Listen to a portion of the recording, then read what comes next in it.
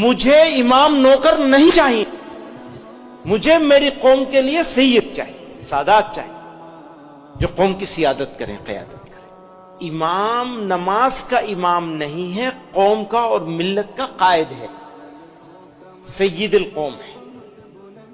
اب سید قوم کو خادم بننا پڑے گا تو سید قوم ہوگا۔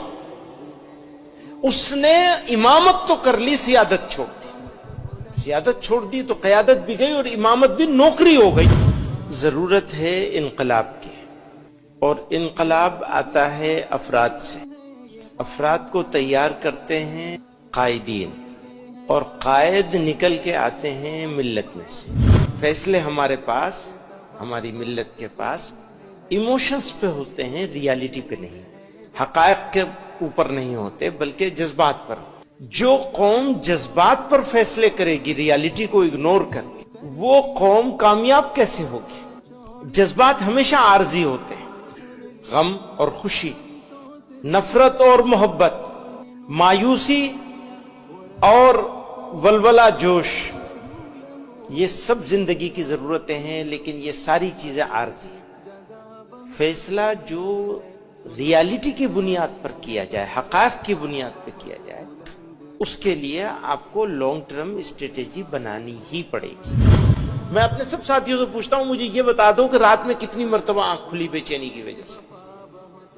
اگر آنکھ نہیں کھل رہی ہے بے چینی کی وجہ سے، اور نیند نہیں بھاگ جاتی ہے 2 بجے 3 بجے، کسی دن کم سے کم روزانہ نہ صحیح، تو پھر دیکھنا چاہیے کہ آپ ملی ہمدردی کا اظہار کرتے ہیں، ڈرامے بازی کرتے ہیں مجلسوں میں بیٹھ کے کہ مسلمانوں کے ساتھ یہ ہو رہا ہے، یہ ہو رہا ہے، یہ ہو رہا ہے، یا واقعی فکر مند ہے؟ اپنے آپ کو آزمانے کا، تولنے کا طریقہ ہے نا، تول لیجئے۔ کہاں کھڑے ہیں آپ؟ نہیں کھڑے ہیں تو وہاں کھڑا ہونا ہے۔ اس کھڑے ہونے کے لیے کوشش کرنی ہے، اپنے آپ کو مینٹلی پریپیئر کرنا ہے، تیار کرنا ہے۔ تیار کر لیا تو راستہ، منزل، مشکلیں سب آسان ہو جائیں۔ آپ کو یہ بلڈنگ بنانی ہے، اوپر سے کیسے بنائیں گے آپ کو نیچے سے بنانی پڑے گی نا۔ کام کہاں سے ہوگا؟ نیچے سے ہوگا۔ نیچا کون ہے؟ سب سے نیچے شروعات کہاں سے کریں گے آپ؟ گاؤں سے، محلے سے۔ اپنے گاؤں سے کرنا پڑے گا یا اپنے گاؤں کے پڑوس کے گاؤں سے کرنا پڑے گا؟ اگر آپ محلے کے رہنے والے تو بھی آپ کو گاؤں میں جانا پڑے گا، یا محلے میں پڑوس کے محلے سے کرنا پڑے گا۔ آپ کا محلہ نہیں سدھرے گا، آپ کا گاؤں نہیں سدھرے گا تو ملک کے مسلمان کیسے سدھرے گا؟ کوئی راستہ شارٹ کٹ نہیں ہے، انفرادی زندگی میں بھی کوئی راستہ شارٹ کٹ نہیں ہے، کبھی یاد رکھیے گا اس بات۔ کوئی شارٹ کٹ نہیں ہے، یا تو آپ چور ہیں یا آپ ایماندار ہیں۔ اگر آپ چور ہیں تو آپ کے لیے شارٹ کٹ کھلے ہوئے ہیں، لیکن عزت کے راستے بند ہیں۔ یا آپ ایماندار ہیں تو آپ کے لیے کوئی شارٹ کٹ نہیں، آپ کو ہمیشہ لمبا راستہ چاہیے۔ ہماری لڑائی تو ہماری خود سے ہے، دوسرے کسی سے نہیں ہے۔